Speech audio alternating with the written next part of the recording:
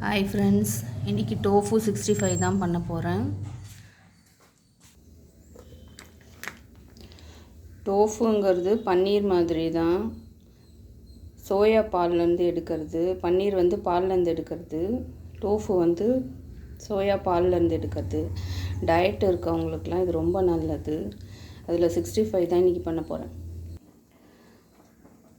First இந்த மாதிரி நல்லா சின்ன சின்னதாக பீஸ் போட்டு வச்சுருக்கேன். இப்போ மசாலாலாம் சேர்க்க போகிறேன்.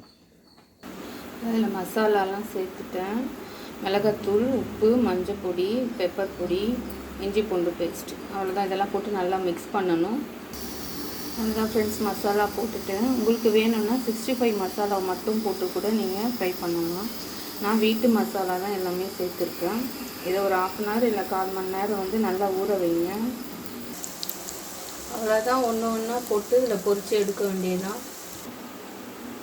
அவ்வளோதான், உங்கள் டோஃபு 65 ரெடி ஆகிடுச்சு. நீங்களும் ட்ரை பண்ணி பாருங்கள், ரொம்ப நல்லாயிருக்கும். வீடியோ பிடிச்சிருந்தால் லைக் பண்ணுங்கள், சப்ஸ்கிரைப் பண்ணுங்கள் சேனலை. Thank you friends.